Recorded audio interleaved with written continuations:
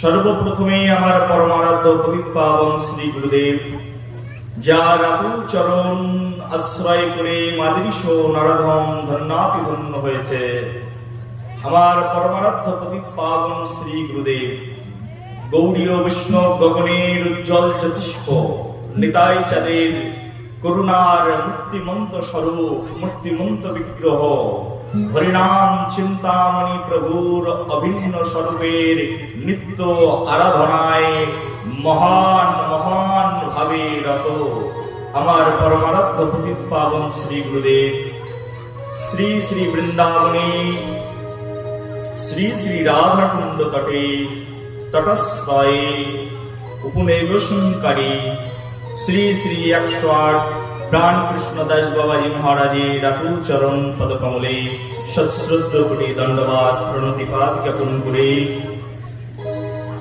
আপনারা এখানে যারা শ্রীহরির দিব্য মহিমামৃত রসময় রসসুধামৃত রসলহরী কথা শ্রবণ করতে উপবেশন করেছেন, জগৎ পিতার অংশ সম্ভূত পিতৃমণ্ডলী, জগৎ মাতার অংশ সম্ভূতা মাতৃমণ্ডলী, সকলকার আতুল চরণে সশ্রদ্ধ কোটি দণ্ডবাদ প্রণতিপাত জ্ঞাপন করব। আজকের দুই একটি ভাগবত কথা, মধুর রস আস্বাদনের কথা, দুই একটি পদ আমরা আস্বাদন করব। সবাই একবার বলুন রাধে রাধে, সবাই বলুন দুহাত তুলে বলুন রাধে রাধে।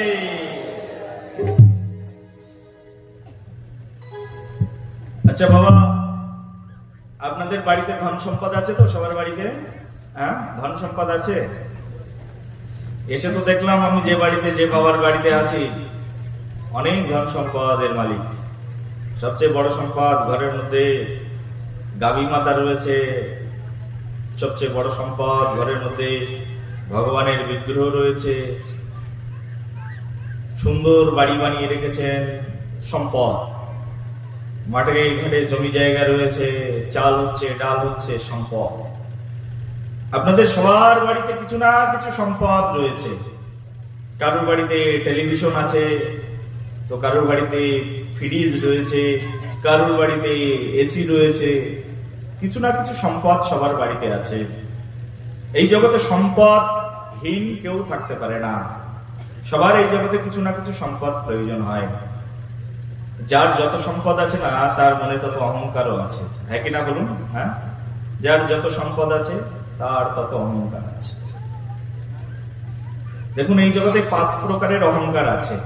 ভালো করে বুঝে নিন, শুনে নেবেন কথাগুলো। মায়েরা শুনে বাড়িতে গিয়ে মুখস্থ করে 8-10 জনকে শুনিয়ে দেবে। 5 প্রকারের অহংকার আছে আমাদের মধ্যে। তার মধ্যে যার ধন আছে তার হচ্ছে ধনের অহংকার। কিসের অহংকার? ধনের অহংকার। ধন আছে, অনেক টাকা পয়সা আছে, ধন আছে, গাড়ি আছে, বাড়ি আছে, ধনের অহংকার যাদের ধন আছে। আবার যাদের ভালো রূপ আছে না, বিউটিফুল ফেস, তাদের রূপের অহংকার। আমি সবচেয়ে সুন্দরী, I am the beauty queen, একটা অহংকার, রূপের অহংকার। আবার যার অনেক ভালো গুণ আছে, অনেক সুন্দর রান্না করতে জানে, বা অনেক সুন্দর স্টেজ সাজাতে জানে, গুণ, অনেক গুণ, বহুত গুণে গুণান্বিত, তার আবার গুণের অহংকার আছে। কটা অহংকারের কথা বললাম? 3টে। কি কি অহংকার? ধনের অহংকার, আর কি? রূপের অহংকার, গুণের অহংকার। আরেকটি অহংকার, সেটা হচ্ছে কুলের অহংকার। যে ভালো কুলে জন্মগ্রহণ করেছে, আমি ব্রাহ্মণ, এই একটা অহংকার। আমি কি? ব্রাহ্মণ। আমি কায়স্থ কুলোদ্ভূত, এই একটা অহংকার, কুলের অহংকার। অনেক বড় কুলে জন্মগ্রহণ করেছি, I am the higher caste, আর তুমি একেবারে নিচু, অনেক নিচু কাস্ট, তোমার সঙ্গে আমার মেলে না, আমি উচ্চ কাস্টে আছি। এই যে কুলের অহংকার। কটা অহংকার বললাম? মুখস্থ করুন। কি কি বললাম? ধনের অহংকার, গুণের অহংকার, রূপের অহংকার, কুলের অহংকার, আরেকটি অহংকার আছে, সেটা হচ্ছে বিদ্যার অহংকার। যদি কারোর ভালো বিদ্যা থাকে না, তাহলে তার একটা অহংকার আছে, আমি অনেক বিদ্বান, আমি পিএইচডি করেছি, আমি অনেক বিদ্বান। তোমার এই গীতা ভাগবত না, আমি পড়ে একেবারে ধুয়ে রেখে দিয়েছি, বিদ্বান। গীতার মধ্যে 700 শ্লোক আছে না, সব অনার্গাল বলতে পারি, বিদ্বান। ভাগবতের মধ্যে 18,000 শ্লোক আছে, সব ঠোঁটের গোড়ায় বসে আছে, বিদ্যার অহংকার। বলা হচ্ছে এই 5 জন ব্যক্তি কখনো ভগবানকে লাভ করতে পারে না, যাদের ভিতরে এই 5টি অহংকার আছে। আপনারা এখন চিন্তা করে দেখুন, আপনাদের মধ্যে এই অহংকার গুলো আছে কি নেই। যদি না থাকে তো বলে বেঁচে গেছেন, আর যদি থাকে তাহলে চেষ্টা করুন আস্তে আস্তে কমিয়ে দিতে। এই 5টি অহংকার যদি থেকে যাবে, কখনো কৃষ্ণের চরণ লাভ করা সম্ভব নয়। ভগবান এই জগতে সব কিছু সহ্য করতে পারেন, শুধু অহংকারটা সহ্য করতে পারেন না। অহংকারী ব্যক্তি কখনো ভগবানকে স্মরণ করতে পারেন না। ভগবান তার হৃদয়ের মধ্যে প্রকাশিত হয় না, কারণ অহংকার আছে তার হৃদয়ের মধ্যে। কিন্তু একটা বিশেষ অহংকার, যে অহংকার, একটা বিশেষ ধন, যে ধন মানুষের কাছে না থাকলে সে একেবারে পুরোপুরি নির্ধন, সেই ধন নিয়ে কেউ কখনো গর্ব করেন না। বিশেষ করে গ্রামের মানুষ আমার এই টাকা আছে, এই বাড়ি আছে, শহরের মানুষও তাই। আমার দোতলা বিল্ডিং আছে, আমার দিল্লিতে একটা ফ্ল্যাট কেনা আছে, আমার ছেলে আমেরিকাতে ওখানে পড়াশোনা করে, এমবিএ পড়ছে, আমার মেয়ে পাইলট, বিমান চালায়, অহংকার। কিন্তু যে ধন থাকার প্রয়োজন সেই ধন নিয়ে কেউ কখনো গর্ব করে না। কি ধন পেয়ে গর্ব করা উচিত? দেখুন, আমাদের বৈষ্ণব পদকর্তা বাংলা ভাষায় লিখেছেন, বাংলার মতো এমন পদ পৃথিবীতে আর কোথাও পাবেন না। আমি তো গুরুদেবের কৃপায় দু একটি ভাষা জানি, কিন্তু বাংলার মতো এত রস, বাংলার মধ্যে যে ঐতিহ্য, যে খনি রয়েছে, পৃথিবীর আর কোথাও সেই খনি নেই। আহ, কি মধুর কথা নরোত্তম দাস ঠাকুর কীর্তন করেছেন। এক লাইন শুনবেন, শুনবেন? কি মধুর কথা নরোত্তম দাস ঠাকুর কীর্তন করেছেন। আমার সেটিং থাকলে আর সুন্দর করে শোনাতে পারতাম আপনাদেরকে। দেখুন, নরোত্তম দাস ঠাকুর বলছেন,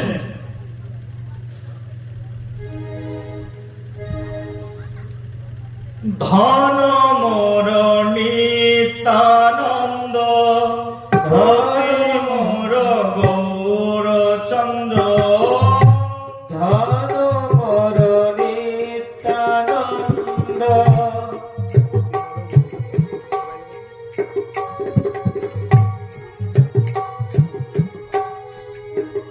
দেখুন, নরোত্তম দাস ঠাকুর মশাই বলছেন যে তুমি কোন ধনে ধনী হে? তোমার বাড়িতে টেলিভিশন আছে, সারাদিন টেলিভিশনের সামনে বসে থাকো, তুমি মনে করছো আমি বড় ধনী? তোমার ভারতীয় রিজার্ভ ব্যাংকে প্রচুর টাকা রয়েছে, 10-10টা অ্যাকাউন্টস আছে তোমার, সবগুলোর মধ্যে তুমি কোটি কোটি টাকা মেনটেন করো। তুমি কি মনে করছো তুমি বড় ধনী? না, তুমি ধনী হতে পারোনি এখন। ধনী কাকে বলে? যে ধনী সেই নরোত্তম দাস ঠাকুর মশাই বলছেন, আমাদের বাংলায় প্রেম ভক্তির মহাজন বলা হয় এই নরোত্তম দাস ঠাকুর মহাশয়। আমাদের এই যে প্রেম ভক্তি, প্রেম ভক্তি এই জগতে যিনি এনেছেন, নিতাই চাঁদ যার জন্য প্রেম ভক্তি লুণ্ঠন করে লুকিয়ে রেখেছিলেন, তিনি হচ্ছেন এই নরোত্তম দাস ঠাকুর মহাশয়। অনেক কথা যদি বলতে শুরু করি, রাত চলে যাবে, রাতের পর রাত, কথা শেষ হবে না। এই হচ্ছে কথামৃত রসদা। নরোত্তম দাস ঠাকুর মহাশয় বলছেন, দেখুন, ধন মোর নিত্যানন্দ, পতি মোর গৌরচন্দ্র, ধন মোর নিত্যানন্দ, পতি মোর গৌরচন্দ্র। কি মধুর কথা শুনছেন তো? কান দিয়ে শুনুন। বলছেন ধন মোর নিত্যানন্দ, আমার ধন কি? ওগো, তুমি কি ধনে ধনী হয়েছো? আছে তোমার নিতাই ধন আছে? না, নেই। তাহলে তুমি কিসের গর্বে গর্বিত? কিসের এত অহংকার তোমার? নিতাই আছে তোমার কাছে? নেই। যার কাছে নিতাই নেই তার কোনো ধনই নেই।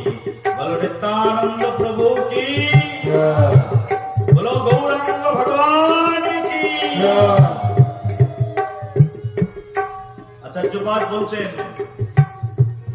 ধন মোর নিত্যানন্দ, পতি মোর গৌরচন্দ্র, ধন মোর নিত্যানন্দ, পতি মোর গৌরচন্দ্র।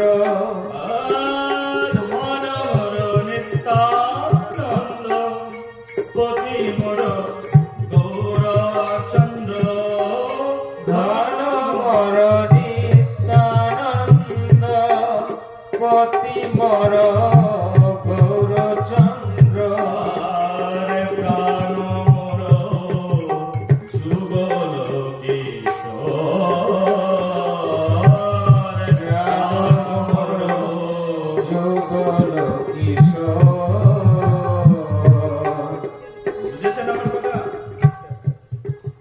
বলছে ধনমোর নিত্যানন্দ আর পতিমোর গৌরচন্দ্র। ওগো, আমার ধন হচ্ছে নিতাই, আর আমার পতিকে জানো তো? আমার পতি হচ্ছে গৌর। যার কাছে নিতাই গৌর নেই, সে আবার কিসের ধনে ধনী? যে নিতাইকে জানে না, সেই জগতে কিছুই জানে না। সব বিদ্যা তার একেবারে ব্যর্থ বিদ্যা। বিদ্যা করলে কি হইবে তার? যদি নিতাইকে জানলাম না আমি, তাহলে সেই বিদ্যার কি মূল্য আছে?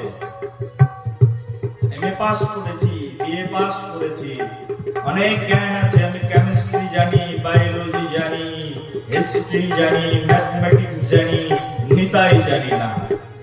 যদি নিতাই না জানো, তোমার কিছুই জানা হয়নি। তুমি গৌরকে জানো না, কিছুই জানা হয়নি তোমার। বলো রাধে রাধে, প্রেম সে বলো রাধে রাধে। নরোত্তম দাস ঠাকুর মহাশয় সেই জন্য বলছেন, ধন মোর নিত্যানন্দ পতি মোর গৌরচন্দ্র। মোর নিত্যানন্দ পতি মোর গৌরচন্দ্র। ধন মোর নিত্যানন্দ পতি মোর গৌরচন্দ্র।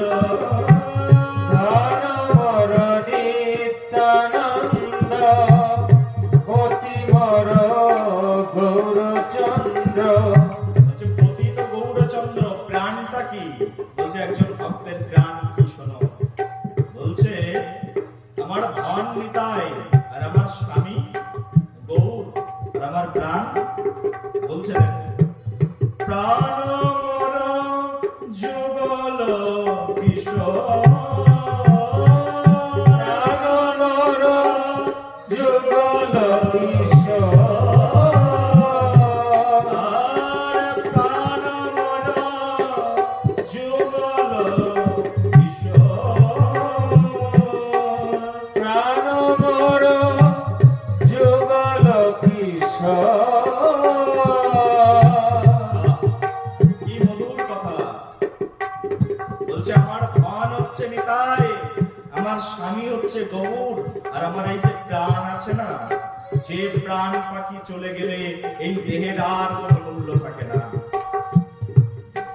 দেখো, শোনো ভালো করে, একটা সায়েন্স বলি, শুনে নাও। আমাদের এই যে দেহটা আছে না, এই দেহ 5টা উপাদান দিয়ে গঠিত। 5টা উপাদান দিয়ে। একটা হচ্ছে ক্ষিতি, একটা হচ্ছে মরু, অপ, তেজ, আর হচ্ছে বম। এই 5টা উপাদান দিয়ে আমাদের দেহ তৈরি হয়। আর দেহের মধ্যে একজন বসে আছেন, তার নাম হচ্ছে আত্মা। এই আত্মাটি 3টে বস্তু দিয়ে তৈরি হয়। একটা হচ্ছে মন, একটা হচ্ছে বুদ্ধি, আর একটা হচ্ছে অহংকার। এই 3 বস্তুর সংমিশ্রণ হচ্ছে আত্মা, যেটা দেহের মধ্যে বসে আছে। দেহ থেকে আত্মা চলে গেলে দেহের আর কোনো মূল্য নেই। এই দেহের মধ্যে যে আত্মাটি বসে আছে না, এই আত্মাটিকে বলা হচ্ছে প্রাণ পাখি। এই প্রাণ পাখি যদি তোমার দেহ ছেড়ে চলে যাবে, তোমার দেহের আর কোনো মূল্য নেই। প্রাণ পাখি যতক্ষণ না তোমার দেহের মধ্যে আছে, তুমি ফিল্ম স্টার তৈরি হতে পারবে, নায়িকা তৈরি হতে পারবে। প্রাণ পাখি চলে যাবে, তুমি নায়কও হতে পারবে না, নায়িকাও হতে পারবে না, সবকিছু এখানেই পড়ে থাকবে। প্রাণ পাখি আছে বলে তোমার রক্তের মূল্য আছে, তোমার দেহের মধ্যে আত্মা আছে বলে তোমার চোখের মূল্য আছে, তোমার দেহের মধ্যে আত্মা রয়েছে, তোমার হৃৎপিণ্ডের মূল্য রয়েছে, তোমার দেহের মধ্যে আত্মা রয়েছে, তোমার কিডনির মূল্য রয়েছে। দেহ থেকে আত্মা যেদিন বেরিয়ে যাবে, প্রাণ পাখি যেদিন বেরিয়ে যাবে, কোনো কিছুর আর মূল্যই থাকবে না। কেমন? একবার আমাদের আমেরিকার কিছু বিজ্ঞানীরা গবেষণা করে দেখলেন, আসলে আত্মা ছাড়া দেহের মধ্যে একটা ব্যাটারি লাগানো আছে। এরা তো আর অত বিশ্বাস করে না আত্মা পরমাত্মা। দেহের মধ্যে কোনো একটা বস্তু আছে যেটা চলে গেলে দেহের কতটা মূল্য থাকে তারা একবার ক্যালকুলেশন করতে বসেছেন। বিশাল বড় একটা স্ট্যাটিস্টিক্স করা হচ্ছে, আর তার মধ্যে লেখা হচ্ছে যে দেহের মধ্য থেকে ওই বস্তুটা চলে গেলে ওই বস্তুটা কি বস্তু বিজ্ঞানীর ধারণা নেই, কিন্তু আমাদের বিজ্ঞানীর ধারণা রয়েছে, আমাদের মুনি ঋষি যে বিজ্ঞানীরা আছে না তাদের ধারণা রয়েছে।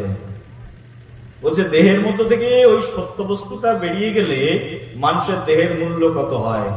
তারা ক্যালকুলেশন করছেন, হিসাব করছেন, অ্যাকাউন্টিং করতে শুরু করেছেন, এক এক করে হিসাব করেছেন। হিসাব করে করে এই বিজ্ঞানীরা মিলিয়ে দেখছেন ক্যালসিয়াম, আয়রন, ফসফরাস সবগুলো এক এক করে ক্যালকুলেট করে দেখছেন যে দেহের মধ্যে থেকে যদি আত্মাটি বেরিয়ে যায় তাহলে এই দেহের মূল্য দাঁড়ায় মাত্র 210 টাকা। কত মূল্য হয় বলুন? কত মূল্য? 210 টাকা, 210 রুপিস অনলি একটা দেহের মূল্য, যদি দেহ থেকে আত্মা বেরিয়ে চলে যায়। চিন্তা করুন, এই দেহ দিয়ে আপনি কত কিছু করছেন। এই দেহ দিয়ে আপনি কারোর সঙ্গে গিয়ে ঝগড়া করছেন, এই দেহ দিয়ে আপনি আঙুল নাচিয়ে কাউকে শাসাচ্ছেন, এই তোকে আমি দেখে নেব। এই দেহ নিয়ে আপনি একটা বিউটিফুল রোজ নিয়ে আপনার প্রেমিকাকে নিবেদন করছেন, please take it, I love you. এই দেহ নিয়ে আপনি কত কিছু করছেন। এই দেহ নিয়ে কোন বৈষ্ণব আবার ভগবানের চরণার বৃন্দে গিয়ে আত্মসমর্পণ করছে। এই দেহ নিয়ে কেউ আবার নবদ্বীপ মন্ডল পরিক্রমা করছে। এই দেহ নিয়ে কেউ বা শ্রী বৃন্দাবনে শ্রীমতী রাধারানীর চরণে গিয়ে আত্মসমর্পণ করছে। কিন্তু এই দেহ থেকে যদি প্রাণ পাখি চলে যায়, এই দেহের মূল্য দাঁড়ায় মাত্র 210 টাকা। তাও কেউ কিনবে না আপনাকে। আপনি যদি মরে যান না ঘরের মধ্যে, একদিন যদি অতিবাহিত হয়ে যায়, গ্রামের মানুষই বলবে করছোটা কি, পচা গন্ধে আর থাকতে পারছি না, তাড়াতাড়ি তোমার বাবাকে সৎকার করে এসো, না হলে আমাদেরকে বলো, আমরা ব্যবস্থা করে দিচ্ছি। কিন্তু মরা লাশ বেশি দিন ঘরের মধ্যে বেশিক্ষণ রাখা যাবে না। কিছুক্ষণ আগেই আপনি ছিলেন একজন বিশিষ্ট জন, কিছুক্ষণ আগেই আপনি ছিলেন একজন মহান মানব। যখন আপনার দেহ থেকে প্রাণ পাখি বেরিয়ে গেল, তখনই আপনি হয়ে গেলেন একটা মরা লাশ। তখন আপনাকে অমুক চক্রবর্তী বাবু কেউ বলবেন না, অমুক ব্যানার্জি বাবু কেউ আর বলবেন না। তখন আপনাকে বলবেন যে একটা মরা লাশ, লাশকে ডেকে এসো, শ্মশানে সব দাহ করে এসো। এই তো আমাদের জীবন, ক্ষণভঙ্গুর জীবন।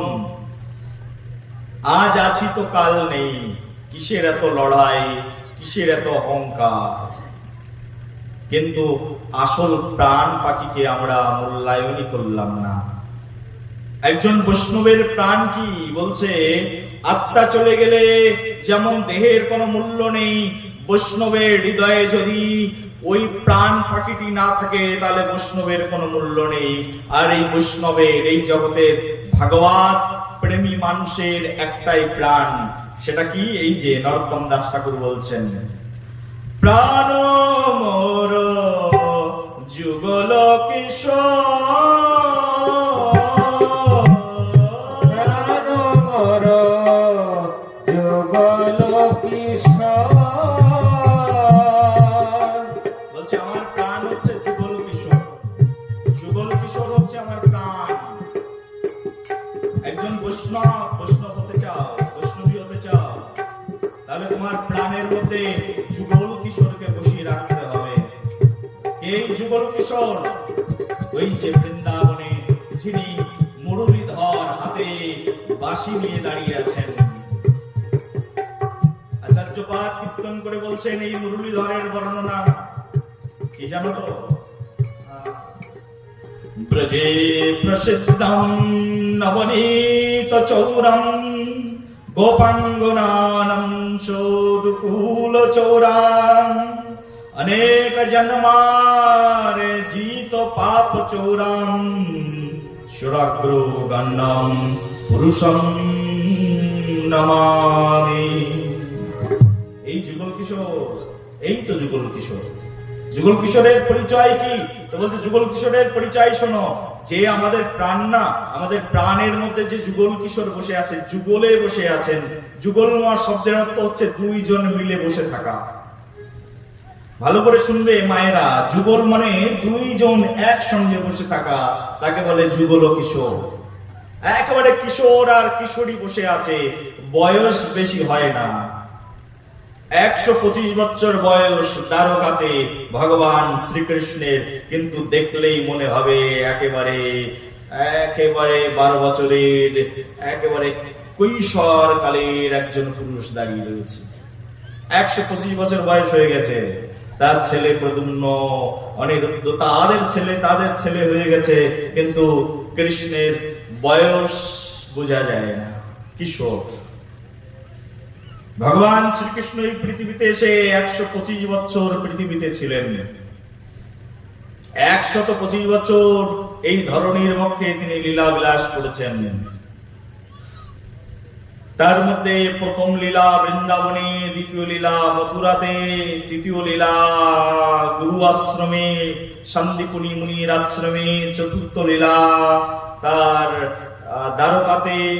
দ্বারকা থেকে এবার লীলার বিস্তার হয়েছে কুরুক্ষেত্রে, সেখানে ভগবদ গীতার উপদেশ দিয়েছেন, পঞ্চ পাণ্ডবদেরকে যুদ্ধে জয়ী করেছেন, সমগ্র ভারত পরিভ্রমণ করেছেন, 16,108টা স্ত্রী গ্রহণ করেছেন। জগজ্জীবকে তার personality, he is the supreme personality of all over the world, তিনি প্রমাণ করে দেখিয়েছেন। I am the supreme personality, you have a only little personality, but আমি কি? আমি হচ্ছি সুপ্রিম পার্সন। আমি যা পারি তুমি তা পারবে না। 16টা স্ত্রী ঘরের মধ্যে জায়গা দিতে পারবে? তোমার চুল এক একটা করে ছিঁড়ে দেবে। ভগবান শ্রীকৃষ্ণ এমন পুরুষোত্তম, 16,108টা স্ত্রীর জন্য 16,108টা রাজমহল বানিয়েছিলেন দ্বারকাতে।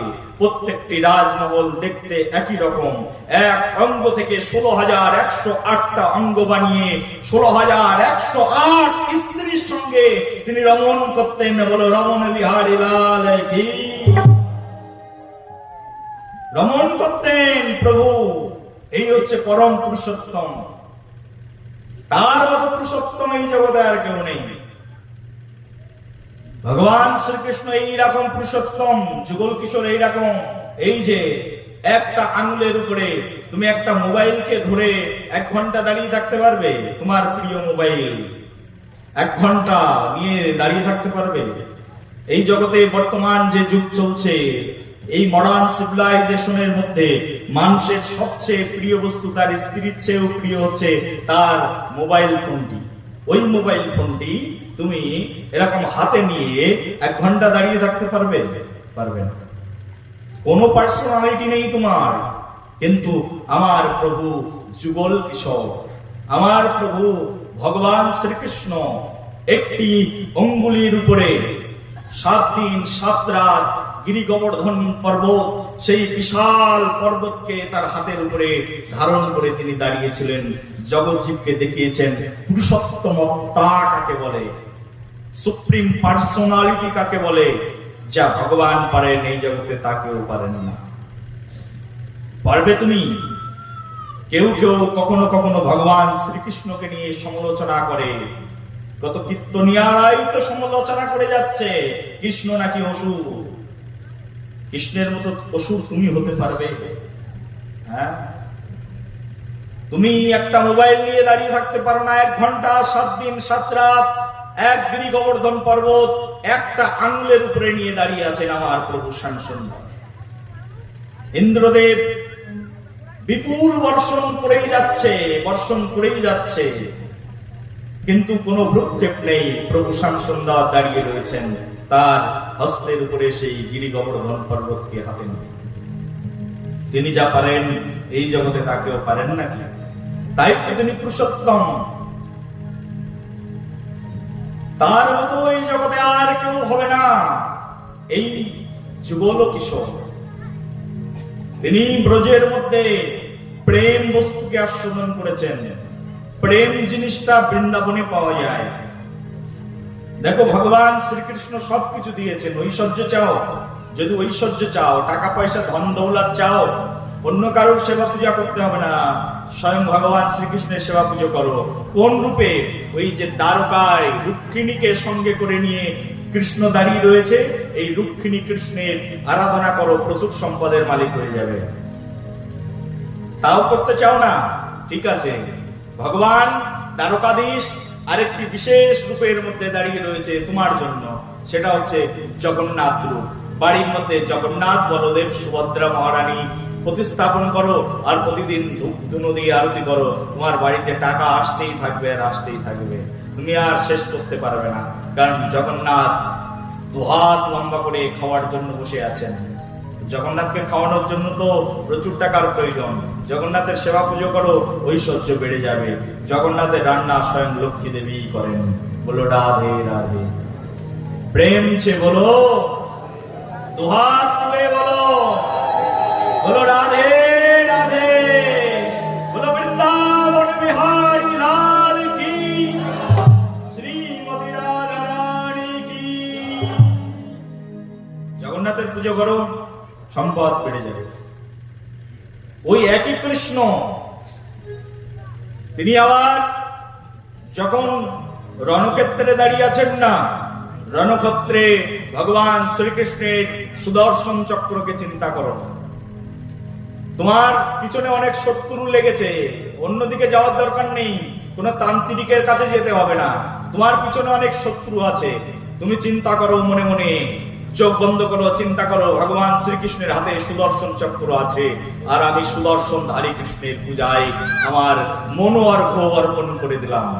তোমার বাড়ির শত্রু যদি দমন না হয়, তুমি আমার কাছ থেকে লিখে নেবে। বিশ্বাস রাখো শাস্ত্রের বাক্যে। শাস্ত্রে বলছে সত্যম পরমং ধীমহি, এই শাস্ত্রই এই জগতের একমাত্র সত্য বস্তু, এর চেয়ে সত্য আর কিছু নেই।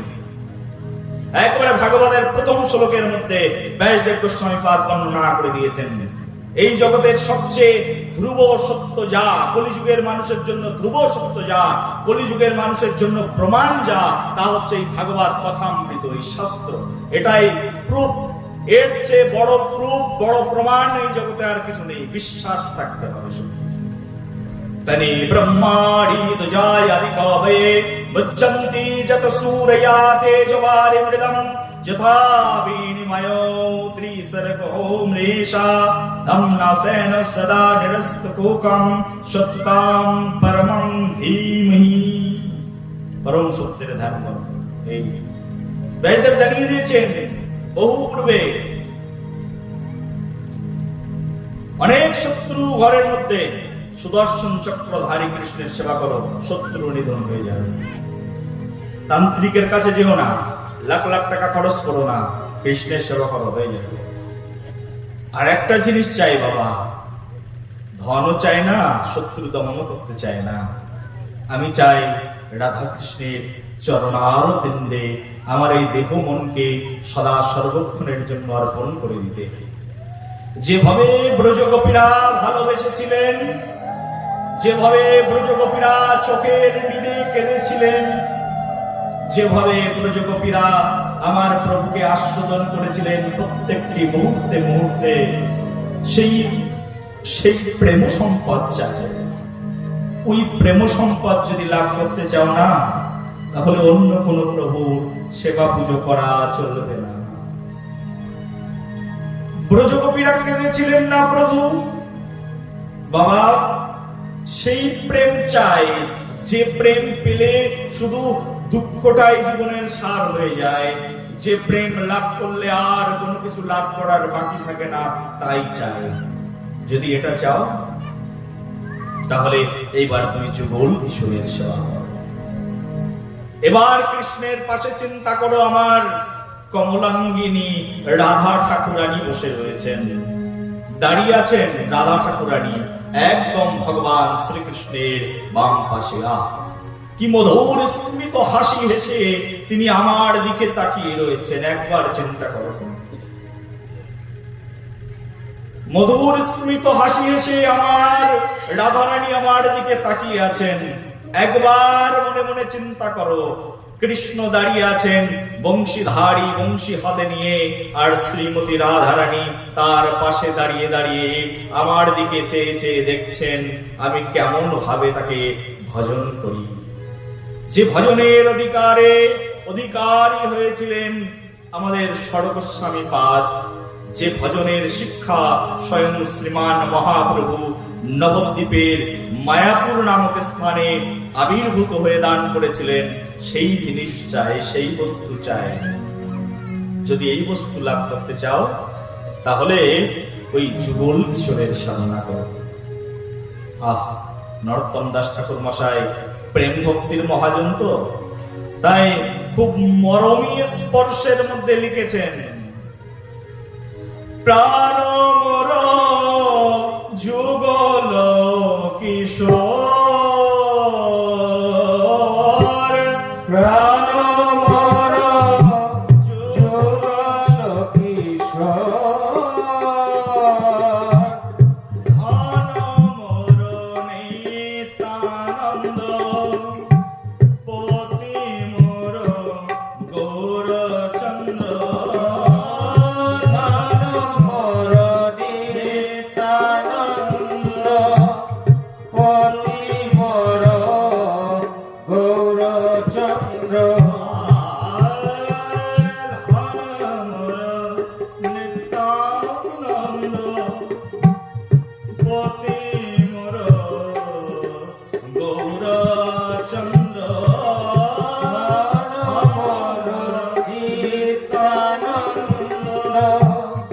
পতি মোর গৌরচন্দ্র, প্রাণ মোর যুগল কিশোর, প্রাণ মোর যুগল কিশোর। এই যে আমার প্রাণ, প্রাণ কি আমার? বলছে প্রাণ মোর যুগল কিশোর।